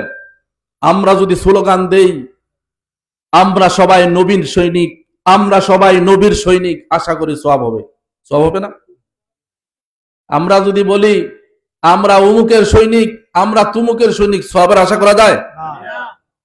এতএব সকলের কাছে আমার উদাত্ত আহ্বান, আমার এলাকাবাসী, আপনারা বিভিন্ন সময় আপনারা বিভিন্ন ভাবে ভোট দিচ্ছি, সামনে আমরা ইসলামী জাগরণের একটা সুবর্ণ সুযোগ। ইসলামী দলগুলা আশা করা যায় এক প্ল্যাটফর্মে এসে যাবে, আর ইসলামের পক্ষে আমরা সকলে ঐক্যবদ্ধ ভাবে রায় দেব। আমাদের ভোট আমরা দেব। চোর, বাটফার, লুটেরা এমন মানুষকে ভোট দেব না চাঁদা না দেওয়ার কারণে পাথর দিয়ে আঘাত করে করে জায়গায় নিঃশেষ করে দেওয়া হয়। এজন্য সকলকে আমি বলবো, আমরা মুসলমান, আমরা কাকে ভয় করব? একমাত্র আল্লাহকে। আমরা ভয় করব কাকে? শুধু আল্লাহকে। আমি বক্তব্য দীর্ঘায়িত করব না। আমার সম্মানিত মেহমান অনেক পেরেশানি করেন রাজনীতি নিয়ে। এত বড় শিক্ষিত মানুষ, ইসলামের দ্বারা দ্বারা ইসলামের জন্য কাজ করতেছেন, সদা সর্বদা গুম হারাম করছেন। আমাদের এই সম্বর্ধনা সবাই ডাক দেওয়ার সাথে সাথে সাথে লাভবাহিক বলছেন। এজন্য হুজুরকেও আমি ধন্যবাদ জানাই আমাদের এলাকায় আসার জন্য, এবং আরো সকল মেহমান বৃন্দকে আমরা ধন্যবাদ জানাই। এই কাশেমনগরের পক্ষ থেকে সকলকে আমরা উপহার সম্মাননা দেওয়া সম্ভব হচ্ছে না। আমরা এই কাশেমনগরের পক্ষ থেকে 2-3 জনরে আমরা সম্মাননা করব অবশ্যই। আমাদের প্রধান অতিথির বক্তব্যের পরে আরো অনেক কথা বলার ছিল, কিন্তু সময় স্বল্পতার জন্য বলতে পারি নাই। সকলে আমার জন্য দোয়া করবেন। আমি আপনাদের সেবায় মরা পর্যন্ত সেবা করার নিয়ত করছি, আল্লাহ যাতে আমারে কবুল করেন। ওয়া আখিরু দাওয়ানা আলহামদুলিল্লাহি রাব্বিল আলামিন। সম্মানিত উপস্থিতি, আসন্ন জাতীয় সংসদ নির্বাচনে মৌলভীবাজার 1 বড়লেখা ও জুড়ি আসনে ইসলামী আন্দোলন বাংলাদেশ মনোনীত সংসদ সদস্য পদপ্রার্থী জননেতা মৌলানা আনোয়ার হোসেন সাহেবকে মনোনীত করায় আদর্শ গ্রাম কাশেমনগরের পক্ষ থেকে আজকের এই সংবর্ধনা অনুষ্ঠানের প্রধান অতিথির ভাষণ প্রদান করবেন ইসলামী আন্দোলন বাংলাদেশ কেন্দ্রীয় সাংগঠনিক সম্পাদক সিলেট বিভাগ জননেতা অ্যাডভোকেট হাফেজ মৌলানা মাহমুদুল হাসান সাহেব। আমাদের কোন মার্কা আছে নি রে? আছে। কোন সে মার্কা? হাত পাকা জুরে সুরে হাত পাকা জুরে বলো হাত পাকা সারা বাংলা হাত পাকা কাশেমনগরে হাত পাকা জুরে বড় লেখা হাত পাকা দক্ষিণ বাংলায় হাত পাকা সারা বাংলা হাত পাকা।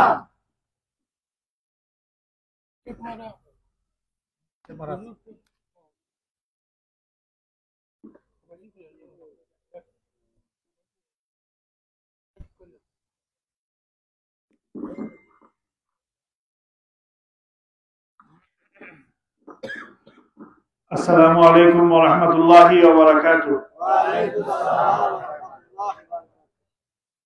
বিসমিল্লাহির রহমানির রহিম। نحمده ونصلي على رسوله الكريم أما بعد أعوذ بالله من الشيطان الرجيم وما خلقت الجن والإنس إلا ليعبدون قال رسول الله صلى الله عليه وسلم بلغوا عني ولو آية ইসলামী আন্দোলন বাংলাদেশের মোহতারাম আমির হযরত পীর সাহেব হুজুর চরমনায়ের পক্ষ থেকে জুরি বড়লেখা আসনের আসন্ন জাতীয় সংসদ নির্বাচনে এই অঞ্চলের মানুষের সেবার লক্ষ্যে মনোনীত হাতপাখা প্রতীকের সংসদ সদস্য পদপ্রার্থী মাওলানা আনোয়ার হোসেন সাহেবের আজকের এই গণসংবর্ধনা এলাকাবাসীর পক্ষ থেকে আজকের এই অনুষ্ঠানে উপস্থিত সম্মানিত সভাপতি, বিশেষ অতিথিবৃন্দ, প্রিয় এলাকাবাসী, প্রথমেই মহান আল্লাহ রাব্বুল ইজ্জতের দরবারে শুকরিয়া আদায় করছি। আল্লাহ তাআলা আমাদেরকে অত্যন্ত মহৎ এবং গুরুত্বপূর্ণ এবং খুবই গর্বান্বিত একটি বিষয় নিয়ে, খুবই গৌরবান্বিত একটি বিষয় নিয়ে আজকে এখানে আমাদেরকে সমবেত হওয়ার, দীর্ঘ সময় থেকে সমবেত হওয়ার তৌফিক দান করেছেন। শুকরিয়া দান বলছি আলহামদুলিল্লাহ।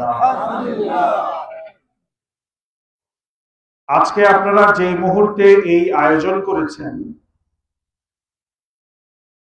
আমরা যারা দায়িত্ব পালন করি, যারা কাজ করি, আমরা আজকে আপনাদের এই আয়োজন দেখে অত্যন্ত আনন্দিত হয়েছি এবং অত্যন্ত খুশি হয়েছি আলহামদুলিল্লাহ। এতে বোঝা গেল পীর সাহেব হুজুর চরমনাই তার দলের পক্ষ থেকে হাত পাখা যার হাতে তুলে দিয়েছেন আপনাদের এই আসনের, এই ব্যক্তিকে আপনারা গ্রহণ করেছেন। এই ব্যক্তি একজন ভালো মানুষ এবং যোগ্য দক্ষ মানুষ হিসাবে আপনারা স্বীকৃতি দিচ্ছেন। যেই ব্যক্তির ঘরে তার মূল্য থাকবে না, সেই ব্যক্তির মূল্য ওয়াশিংটনে হলেও সেটা গ্রহণযোগ্য হবে না। আর যেই ব্যক্তির মূল্য তার ঘরে হয়ে যাবে, সেই ব্যক্তির মূল্য অটোমেটিক্যালি, যেভাবে সূর্য উদিত হলে সবাই দেখে, ঠিক তেমনি ভাবে সেই ব্যক্তির কাছ থেকে পুরো দেশ, জাতি, বিশ্ব আলোকিত হতে পারবে। আজকে আপনারা আপনাদের এলাকার সন্তানকে সম্মান দিচ্ছেন। আমরা দোয়া করি আল্লাহ তাআলা যেন এই উসিলা আপনাদেরকে, আমাদের সবাইকে আখিরাতে সম্মানিত করে দেন, আমিন। কিয়ামতের দিন সম্মানিত করে দেন, আমিন। প্রিয় উপস্থিতি, আজকে আপনারা এই আয়োজন করেছেন। আজকে এখানে আমাদের যে এমপি প্রার্থী আমার ডান পাশে বসা আছেন, আমি যদি ওনাকে জিজ্ঞেস করি তাহলে তিনি নিশ্চয়ই আমাকে এটা উত্তর দিবেন যে তিনি এই মনোনয়ন নেওয়ার জন্য পীর সাহেব চরমনাই অর্থাৎ দলের যিনি আমির আছেন তাকে, অথবা কেন্দ্রীয় নেতৃবৃন্দকে, অথবা এখানে যারা জেলা নেতৃবৃন্দ, সিনিয়র নেতৃবৃন্দ বসা আছেন তাদেরকে একটা পয়সার কোনো পরিমাণ উপহার, উপটোকন দিতে হয়েছে। উনি এটা অস্বীকার নিশ্চয়ই করবেন যে আমাকে এটা কখনোই দিতে হয়নি।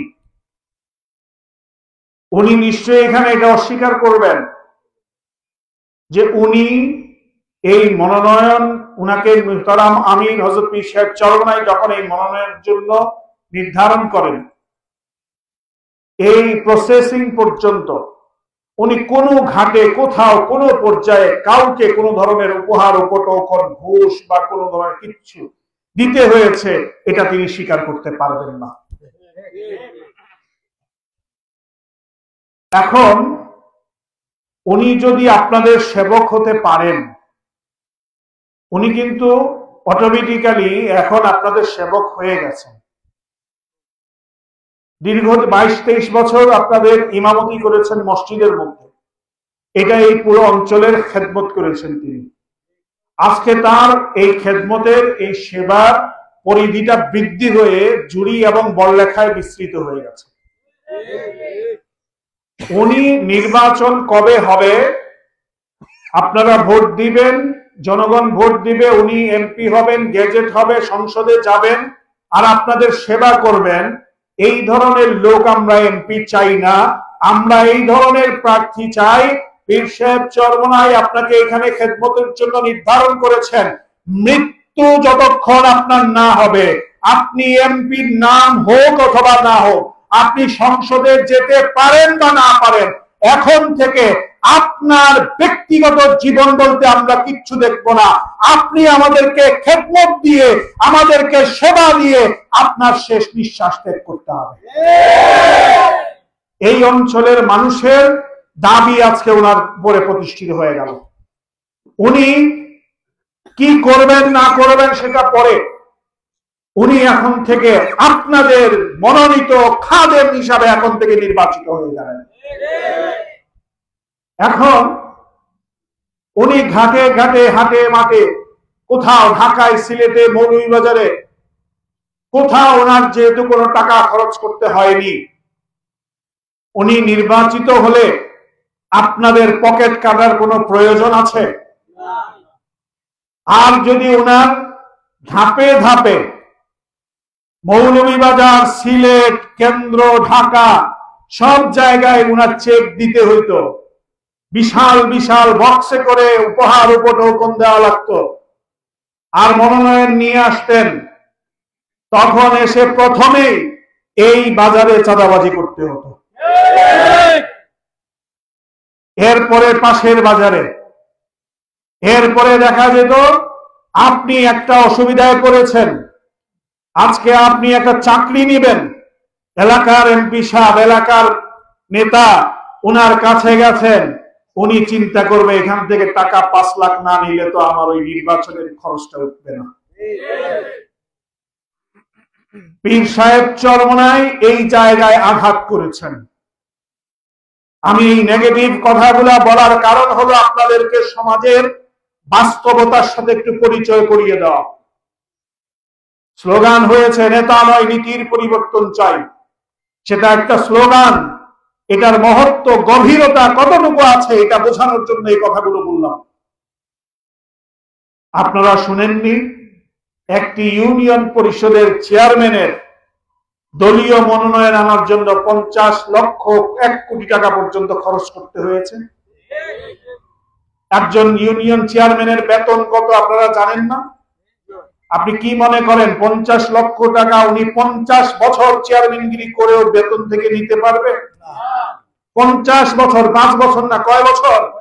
50 বছর উনি চেয়ারম্যানগিরি করবে আর সরকারি বেতন ভাতা নিবে আর 50 লাখ টাকা তুলতে পারবে? এটা সম্ভব? তাহলে এই টাকাগুলো কোথা থেকে আসবে? এই টাকা কোথা থেকে আসবে? আপনি যখন জন্ম নিবন্ধনের সনদ করতে গেলেন, আপনি যখন মৃত্যু সনদ করতে গেলেন, আপনি যখন বৃদ্ধ ভাতা তুলতে গেলেন, তখন আপনাকে ওই চেয়ারম্যান সাহেব আপনার পকেটে হাত ঢুকিয়ে দেয়। কারণ তিনি মনে মনে ভাব নিয়ে এটা চিন্তা করে বসে আছে যে আমার 5 বছর পরে কি হয় না হয় জানি না, আর এই 5 বছরের ভেতরেই কি কিছু হয়ে যায় কিনা তাও জানি না, আমার ওই 50 লাখ খরচ করেছি, 1.5 কোটি নিয়ে বের হয়ে আসতে হবে। উনি এখানে যারা আছে, এইখানে যারা আপনারা বসে আছেন, ওই সকল ওই টাইপের দুর্নীতিবাজ জনপ্রতিনিধি যারা আছেন, তারা আমাদেরকে এইভাবে বসা থাকলে মানুষ দেখে না, আমাদেরকে ভাবে এরা সবাই টাকা টাকা টাকা। কারণ তার কাছে মানুষের কোনো মূল্য নাই, তার কাছে ওই টাকার মূল্যটাই সব থেকে বেশি। দেশ কি আজকে স্বাধীন হয়েছে? বাংলাদেশ কি 2024 সালের 5ই আগস্ট স্বাধীন হয়েছে? দেশ স্বাধীন হয়েছে 53 বছর পূর্বে। এখানে মুরব্বীরা বসা আছেন, ভালো করে জানেন, ভালো করে দেখেছেন কেন দেশ স্বাধীন হয়েছিল। আমাদের সাথে, এই দেশের মানুষের সাথে বৈষম্য হচ্ছিল, এই দেশের মানুষের অধিকার হরণ করা হচ্ছিল। এই জায়গায় আবাল বৃদ্ধ বনিতা সব শ্রেণীর পেশার মানুষ মাঠে ঝাঁপিয়ে পড়েছিল, পড়ে নিজেদের জীবন দিয়েছে, রক্ত দিয়েছে, জান মাল আবরু ইজ্জত সবকিছু বিলিয়ে দিয়ে এই দেশ স্বাধীন করেছে। স্বাধীনের পরে অনেকেই আফসোস করেছেন, কেন এই দেশটা স্বাধীন করলেন? এই আফসোসের কারণ কি দেশ স্বাধীন হওয়া, না এই দেশ স্বাধীন হওয়ার পরে যারা পরিচালনার দায়িত্ব নিয়েছিলেন তাদের ব্যর্থতার কারণে এই মানুষগুলো আফসোস করেছিল? তাদের ব্যর্থতা কি ছিল? তাদের ব্যর্থতা ছিল দেশের মানুষের স্বাধীনতা, মুক্তি, দেশের মানুষের অর্থনৈতিক সচ্ছলতা, দেশের মানুষের অর্থনৈতিক মুক্তি, দেশের মানুষের শিক্ষার অধিকার, স্বাস্থ্যের অধিকার, এই সব কিছু মানুষের কাছে ফিরিয়ে দেওয়ার পরিবর্তে এই সব কিছুকে নিয়ে ব্যবসা বাণিজ্য করে নিজেদেরকে আঙ্গুল ফুলে কলা গাছে পরিণত হয়েছে। এটাই হলো তাদের ব্যর্থতা। আমরা নেতা নয় নীতি চাই, এই স্লোগান পীর সাহেব চরমনাই রহমতুল্লাহি আলাইহি দিয়ে গিয়েছিলেন। এর কারণ কি? আমরা ৭১ পরবর্তী সময়ে বাংলাদেশে বারবার আমরা দেখেছি দেশের শাসন ব্যবস্থার পরিবর্তন হয়েছে। একবার হয়েছে, অনেকবার হয়েছে। কিন্তু একটা বিষয় আমার সাথে আপনারা একমত হবেন নিশ্চয়ই, শাসন ব্যবস্থার যে রূপ, এই রূপের কিন্তু কোনো পরিবর্তন হয় না। ঢাকার ব্যবসায়ী, সিলেটের ব্যবসায়ী, মৌলভীবাজারের ব্যবসায়ী, বিভিন্ন অঞ্চলের ব্যবসায়ীদেরকে জিজ্ঞেস করবেন, ৫ই আগস্টের পূর্বে চাঁদা দেওয়া হতো, ৫ই আগস্টের পরেও চাঁদা দেওয়া লাগে। ঢাকার বড় বড় শিল্পপতিরা আছেন, কারো পরিচয় থাকলে জিজ্ঞেস করবেন, আগে এক অফিসে গিয়ে সালামি দিতে হতো, এখন আরেক অফিসে গিয়ে সালামি দিতে হয়। এই চিত্র শুধুমাত্র এই ১ বছরের না, এই চিত্র শুধুমাত্র শেখ হাসিনার ১৭ বছরের না, এই চিত্র বিগত ৫৩ বছরের। আমরা শুধু শেখ হাসিনার ১৭ বছরের শাসন ব্যবস্থার পরিবর্তনের জন্য রাজনীতি করি না, আমরা শুধুমাত্র খালেদা জিয়ার ৬ বছরের স্বাধীন ব্যবস্থার পরিবর্তনের জন্য রাজনীতি করি না, আমরা শুধুমাত্র এরশাদ সাহেবের স্বৈর শাসকের স্বৈর আমলের শাসন ব্যবস্থার পরিবর্তনের জন্য রাজনীতি করি না, আমরা রাজনীতি করি ১৪০০ বছর পূর্বে হযরতে মুহাম্মদ মুস্তাফা সাল্লাল্লাহু আলাইহি ওয়াসাল্লাম যে কোরআন আমাদের সামনে নিয়ে এসেছিলেন, সেই কোরআনের মধ্যে লেখা আছে আল্লাহ তাআলা আপনাকে এবং আমাকে খেদমতে, তার খেলাফতের দায়িত্ব দিয়ে এখানে পাঠিয়েছেন এবং তার ইবাদতের জন্য আমাদেরকে তৈরি করেছেন।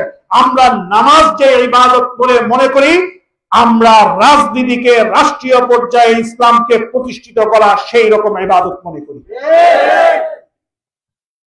সেই কোরআনের আলোয় আলোকিত হয়ে ১৪০০ বছর পূর্বে রাসূল আকরাম সাল্লাল্লাহু আলাইহি ওয়াসাল্লাম এমন একটি সমাজ প্রতিষ্ঠিত করেছিলেন, যেই সমাজের পুরুষদের স্বাধীনতা ছিল, মহিলাদের স্বাধীনতা ছিল, শিশুদের স্বাধীনতা ছিল, যারা সমাজের অসচ্ছল ছিল, সচ্ছল ছিল, সবাই এক কাতারে দাঁড়িয়ে নামাজ পড়তে পারত, কাতারে চলতে পারত, ব্যবসা করতে পারত, কারো মধ্যে কোনো ভেদাভেদ ছিল না। সেই সমাজ রাসূল আকরাম সাল্লাল্লাহু আলাইহি ওয়াসাল্লাম তৈরি করেছিলেন। তার সাহাবায়ে কেরামগণ এমন একটি রাষ্ট্র, এমন একটি সমাজ প্রতিষ্ঠিত করেছিলেন, যেই রাষ্ট্র, যেই সমাজের মধ্যে হরিণ এবং সিংহ, বাঘ এবং হরিণ একসাথে পানি খাইতো, একে অপরের উপরে আক্রমণ করত না। এমন একটি সমাজ তৈরি হয়েছিল, এমন একটি রাষ্ট্র তৈরি হয়েছিল, যেখানে যাকাত দেওয়ার জন্য একজন গরিব খুঁজে পাওয়া যাচ্ছিল না। আমরা ওই সমাজ, ওই নীতি, ওই আদর্শ বাস্তবায়নের জন্য রাজনীতি করি। আমরা কাউকে কাউন্টার দিতে চাই না, আমরা কাউকে কাউন্টার দেওয়ার জন্য রাজনীতি করিও না, আমরা আদর্শের রাজনীতি করি। এখনো অনেক সরকারি অফিসাররা, প্রশাসনিক কর্মকর্তারা এসে অনেক সময় বলেন যে ভাই আপনারা এত কিছু করলেন, এই দেশের পরিবর্তন কি হবে না কখনো? আগে যেরকম ছিল এখনো ঠিক সেই রকম আছে। তারা আফসোস করে বলে, আমরা কি বলবো, কি উত্তর দিব সেটা খুঁজে পাই না। কারণ আমরা মনে করেছিলাম 5ই আগস্টের পরে এই দেশের মানুষের একটা ভাগ্যের পরিবর্তন হওয়ার সুযোগ হয়েছে, কিন্তু ওই ক্ষমতার লোভ, ওই নির্বাচনের লোভ এমন একটা পর্যায়ে নিয়ে এসেছে কিছু মানুষকে, তারা জাতীয় পর্যায়ে বসে, টেলিভিশনের সামনে বসে, মিডিয়ার সামনে বসে আলেমদের নিয়ে কটাক্ষ করে তাদের জিহ্বা একটা বার লড়ায় না, একটা ভয় হয় না তাদের। আলেমদের নিয়ে তারা কটূক্তি করে, ক্ষমতার লোভে এত অন্ধ হয়ে গেছে এরা, এত অন্ধ হয়ে গেছে এরা। কেন আলেমদের বিরুদ্ধে কথা বলে? কারণ আলেমরা এক প্ল্যাটফর্মে আসার একটা পরিবেশ তৈরি করেছেন, এক টেবিলে বসার একটা পরিবেশ এখন তৈরি হয়েছে। এটা হলো একটা, আরেকটা হলো কাটা গায়ে নুনের ছিটা, সেটা হলো পিআর পদ্ধতির ডিমান্ড করেছেন। পিআর পদ্ধতি হলে কি হবে? পিআর পদ্ধতি হলে এই দেশের যত গন্ডগোল জঞ্জাল আছে সব শেষ হয়ে যাবে। কেন? মাছের পতন হয় কোথার থেকে? মাথার থেকে। আর বাংলাদেশের মাছের পচন যেভাবে মাথার থেকে শুরু হয়, বাংলাদেশের প্রত্যেকটা সমস্যা নির্বাচন থেকে শুরু হয়। নির্বাচন থেকে কিভাবে শুরু হয়? প্রথমেই মনোনয়ন বাণিজ্য, কোটি কোটি টাকার মনোনয়ন বাণিজ্য, পরে নির্বাচনী খরচ, কোটি কোটি টাকা নির্বাচনী খরচ, এরপরে সারা 5 বছর চাঁদাবাজি। এখন যে চাঁদা দিবে না তার কাছে আমার চাঁদা নিতেই হবে, কাউকে ধমকিয়ে, কাউকে পিঠা দিয়ে, কাউকে থাপ্পড় দিয়ে, কাউকে ধর্ষণ করে, কাউকে পাথর দিয়ে মেরে, কাউকে খাম্বার সাথে বেঁধে, যেভাবেই হোক আমার চাঁদা নিতেই হবে। আর এই অবস্থায় পুরা সমাজটা ধ্বংস হয়ে যায়। কারণ যে চাঁদা নেয়, যে এমপি সাহেব হন বা যে চেয়ারম্যান সাহেব হন, উনি তো ঘরে ঘরে গিয়ে চাঁদা নিয়ে আসেন না, উনি উনার দলবল তৈরি করেন। এই যে যুবক যারা আছে এই দেশের সম্পদ, এদের মতো অনেক যুবক আছে যারা এখন নেশা নিয়ে ব্যস্ত আছে, নারী নিয়ে ব্যস্ত আছে, মদ নিয়ে ব্যস্ত আছে, সমাজের সর্বনিকৃষ্ট কাজ নিয়ে ব্যস্ত আছে। এরকম যুবক নাই সমাজে? অনেক জায়গায় আছে না? আছে। এদেরকে কারা বিপথে নিয়ে যায়? ওই যিনি নির্বাচনের সময় কোটি শত কোটি টাকা খরচ করেছেন, ওই টাকা তোলার জন্য এদেরকে নেশা দিয়ে, এদেরকে বিভিন্ন ধরনের খারাপ উপকরণ দিয়ে এদেরকে মন ভুলিয়ে রাখেন, আবার এদেরকে দিয়ে জনগণের উপরে আক্রমণ করার, নির্যাতন করেন। এই যে পরিস্থিতি, এই যে সিনারি, সবকিছু পরিবর্তন হয়ে যেত যদি পিআর পদ্ধতিতে জাতীয় নির্বাচন হতো। কারণ এখানে মনোনয়ন বাণিজ্য থাকতো না। আপনারা, আমরা যারা আছি ভোটার, আমরা নির্বাচনের দিন যেই দলকে ভোট দিতাম বিবেচনা করে সেই দলগুলো তার আসন সংখ্যানুপাতিক হারে, পার্সেন্টেজ আকারে সংসদে পাঠাতো। এককভাবে কেউ দেশের ক্ষমতা হাতে নিয়ে আর আপনার আমার উপরে, মাথার উপরে ছড়ি ঘুরাবেন, এই দরজা বন্ধ হয়ে যেত। আমরা এখনো লড়াই করছি। আলেমরা, ইসলামপন্থীরা এক কাতারে এসেছেন। ইনশাআল্লাহ ইতিহাস বলে আমাদের কোন লড়াই বৃথা যায়নি, এবারও যাবে না ইনশাআল্লাহ। আজকে আপনাদের সামনে দাঁড়িয়েছি, শুধু আনোয়ার ভাইয়ের উপরে ভর করে দাঁড়াইনি। আজকে আপনাদের উপরে, আপনাদের সামনে দাঁড়িয়েছি একটি আদর্শের উপরে ভর করে, একটি নীতির উপরে ভর করে। যেই আদর্শ এবং নীতির উপরে ভর করে 1400 বছর আগে মানুষের ভাগ্যের পরিবর্তন হয়েছিল, যেই আদর্শ এবং নীতির উপরে ভর করে এই সমাজে এসেও, এই সময়ে এসেও পীর সাহেব চরমনাই বিগত অনেকগুলো ইউনিয়ন পরিষদ নির্বাচন প্রার্থী দিয়েছিলেন, যেখানে আমাদের ইউনিয়ন চেয়ারম্যানরা হয়েছেন, তাদের যে কৃতকর্ম সেটার উপরে ভর করে আপনাদের সামনে দাঁড়িয়েছি। আজকে এসে শুধুমাত্র কোরআন হাদিসের কথা বলবো আর আপনারা আনোয়ার সাহেবকে গ্রহণ করে নেবেন। আমার চাইতে সুন্দর সুন্দর কোরআন হাদিসের কথা বললেওয়ালা অনেক মানুষ আছে।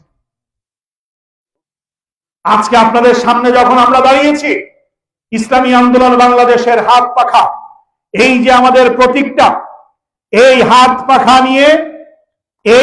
পাখা নিয়ে বাংলাদেশের বিভিন্ন জায়গায় আমরা ওই ফ্যাসিস্টদের বিরুদ্ধে লড়াই করে মানুষের সাথে নিয়ে, আল্লাহর রহমত নিয়ে আমরা জয়ী হয়েছিলাম। বাংলাদেশের অনেকগুলো জায়গায় আছে, আপনারা অনেকেই অনলাইনে ইউটিউবে দেখেন। খালেদ সাইফুল্লাহ সাহেব লক্ষ্মীপুরের একজন চেয়ারম্যান, হেদায়েতুল্লাহ আজাদি সাহেব বরিশালের একজন চেয়ারম্যান, এইরকম অনেক চেয়ারম্যান আমাদের আছেন যাদেরকে এই হাত পাখা প্রতীক দিয়ে পীর সাহেব চরমনাই নির্বাচিত করিয়েছিলেন, জনগণের ভোট নিয়েছিলেন। এই চেয়ারম্যানদের কৃতকর্মের মাধ্যমে আজকে আপনাদের সামনে দাঁড়িয়েছি, কারণ আমরা এটা প্রমাণ করতে পেরেছি। পীর সাহেব চরমনাই এটা প্রমাণ করতে পেরেছেন 1400 বছর পূর্বের নীতি এবং আদর্শ এখনো সবচাইতে সর্বশ্রেষ্ঠ নীতি এবং আদর্শ। কোরআন হাদিসের আদর্শ, কোরআন হাদিসের নীতি এবং আদর্শ, আল্লাহ এবং আল্লাহর রাসূলের নীতি এবং আদর্শ 1400 বছর পরে এসেও সবগুলো নীতি এবং আদর্শের চাইতে উত্তম নীতি এবং আদর্শ। কিভাবে? করোনার সময় ভুলে গেছেন আপনারা? করোনার সময় মনে আছে? করোনার সময়কাল মনে আছে? তখন সেই সময়ের বিভিন্ন পর্যায়ের মানুষের জন্য তেল আসতো, চাল আসতো, বিভিন্ন খাদ্যদ্রব্য আসতো। এগুলো পরবর্তীতে দেখা গেল অনেক বিভিন্ন দলের জনপ্রতিনিধিদের খাটের নিচে গুদাম করে রাখা হয়েছে। কি দেখেন নাই আপনারা? দেখেছেন?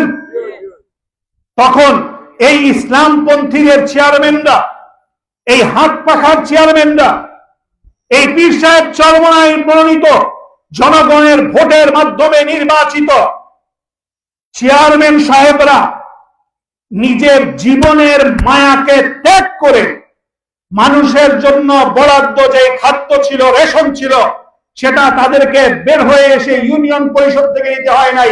রিক্সায় করে, রিক্সা চালক নাই, নিজে রিক্সা চালিয়ে, অটো রিক্সা নিজে চালিয়ে খালেদ সাইফুল্লাহ সাহেব সহ ওই চেয়ারম্যানরা মানুষের বাড়িতে বাড়িতে গিয়ে এই সকল মালামাল পৌঁছে দিয়ে এসেছেন।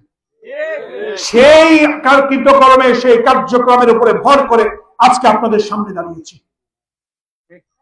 আমাদের ডর ভয় বলতে কিচ্ছু না। ইনশাআল্লাহ আমরা এটা মনে করি আমরা নেমেছি ইসলামের জন্য নেমেছি, আমরা সময় দিচ্ছি আল্লাহর রাস্তায় দিচ্ছি, আমরা কাজ করছি আল্লাহর জন্য কাজ করছি, আমরা শ্বাস নিঃশ্বাস নিচ্ছি আল্লাহর জন্য নিচ্ছি। জীবন থাকবে আল্লাহর জন্য থাকবে, জীবন চলে যাবে আল্লাহর জন্য চলে যাবে ইনশাআল্লাহ। আমরা এই কথা আপনাদেরকে বলে দিতে পারি, ওয়াদা করতে পারি। এই যে আপনাদের সেবক, এই অঞ্চলের সেবক, আপনারা যদি ওনাকে সহযোগিতা করেন, ওনার সাথে যদি আপনারা মাঠে নামতে পারেন, আপনারা আজকের বর্তমান লাভ লোকসানের সব হিসাব নিকাশ ঘরের বারান্দার বাহিরে রেখে ভবিষ্যৎ প্রজন্মের জন্য যদি আপনারা সেই চিন্তা করে মাঠে নামতে পারেন ওনার সাথে, যে আজকে আমাদের জীবন আমরা কতটুকু কি অবস্থায় বিতরণ করেছি, শেষ করে ফেলেছি, শেষ, কিন্তু আমার ছেলেরা, মেয়েরা, আমার নাতিপুতি, আগামী প্রজন্ম, এমন একটি দেশ আমরা তাদেরকে উপহার দিয়ে যাব, তারা আমাদের জন্য দোয়া করবে। সেই চিন্তা চেতনা থেকে মাওলানা আনোয়ার সাহেবকে নিয়ে যদি আপনারা মাঠে নামতে পারেন, ওয়াদা দিয়ে যাচ্ছি কারো মুখে কালিমা লেপন হতে দেব না ইনশাআল্লাহ।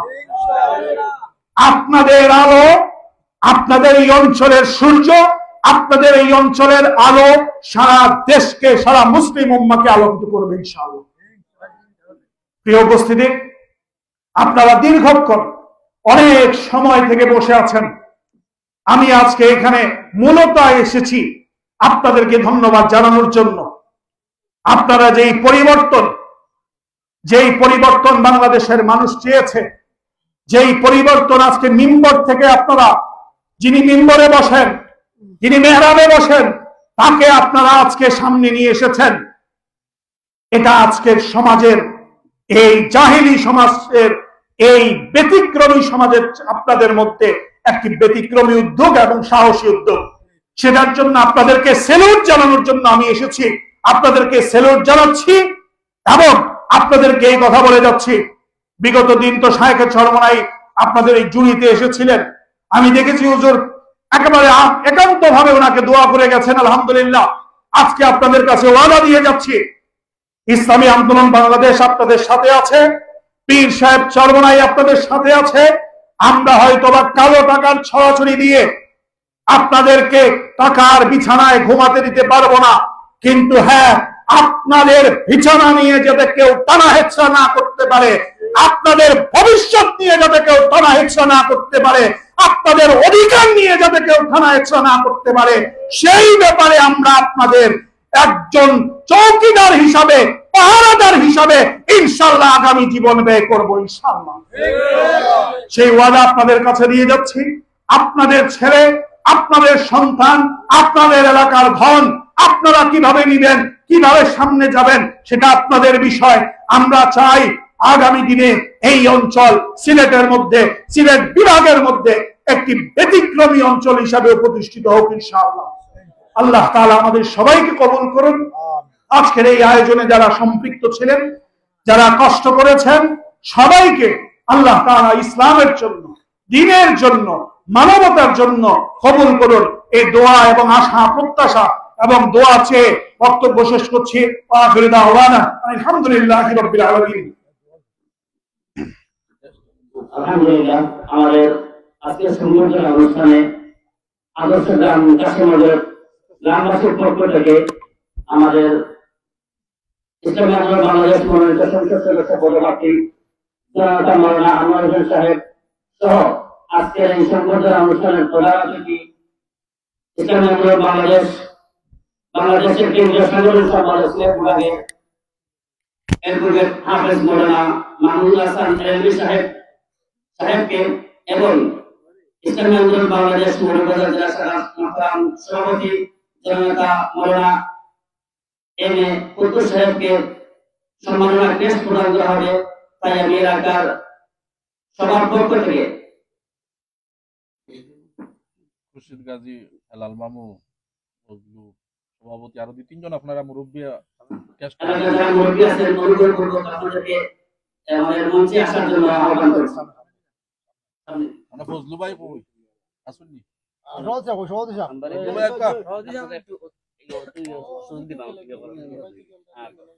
ফজলু ভাই সবরে তো আর একলগে দেওয়া যাবে না। কাশেম ভাই সহ টেস্ট হুজুরে দিতারি টেস্ট প্রোগ্রাম হবে, টেস্ট প্রোগ্রাম করার পরে আমাদের সবার সমাপ্তি ঘোষণা করা হবে। প্রথমত টেস্ট কুদ্দুস মাওলানা আব্দুল কুদ্দুস টেস্ট এলাকাবাসীর পক্ষ থেকে, আদর্শ গ্রাম কাশিমগঞ্জের পক্ষ থেকে টেস্ট প্রদান করা হচ্ছে মৌলভীবাজার জেলা শাখার মোহতারাম সভাপতি মাওলানা কুদ্দুস সাহেবকে টেস্ট হাতে দেওয়ার জন্য আহ্বান করছি।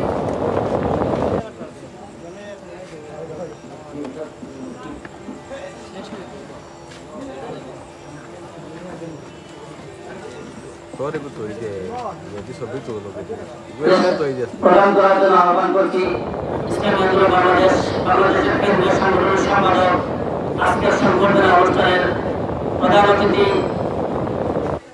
অ্যাডভোকেট হাফেজ মাওলানা মাহমুদুল হাসান সাহেবকে টেস্ট হাতে তুলে দেওয়ার জন্য এলাকাবাসীর পক্ষ থেকে আহ্বান করছি।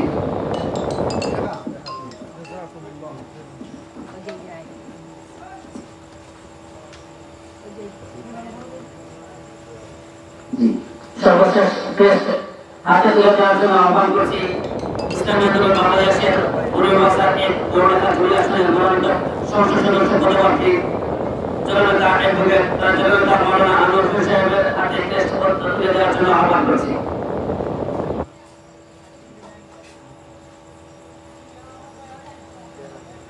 আলহামদুলিল্লাহ, এ পর্যায়ে আমাদের টেস্ট প্রদান অনুষ্ঠান শেষ হলো। এ পর্যায়ে সবার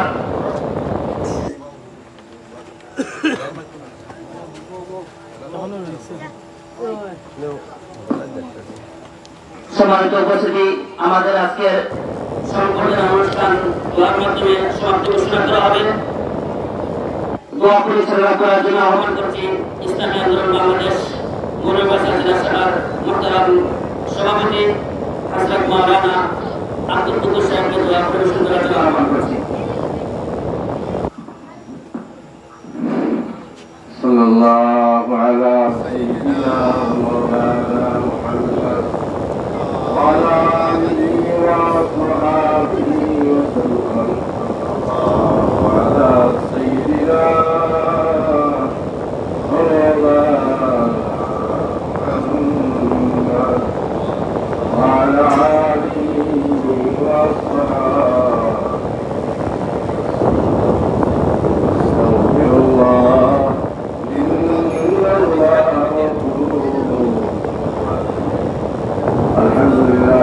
العالمين والعاقبة للمتقين والصلاة والسلام على سيد الأنبياء.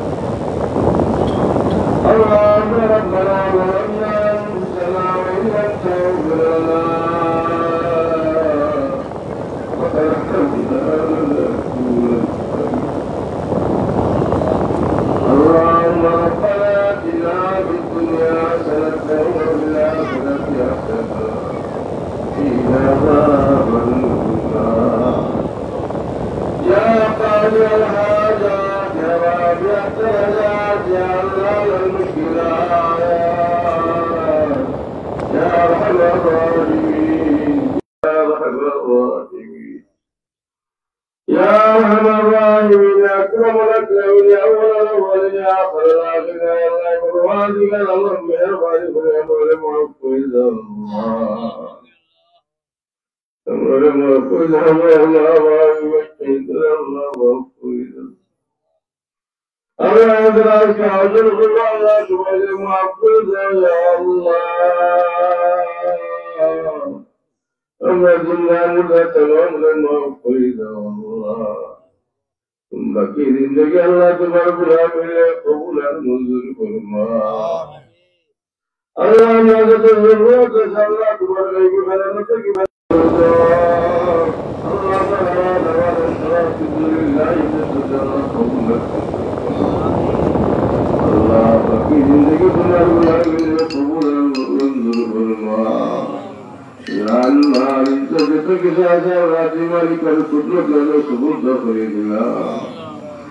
اللهم ربنا تقبل منا انك انت السميع العليم. سلام على المرسلين والحمد لله رب العالمين.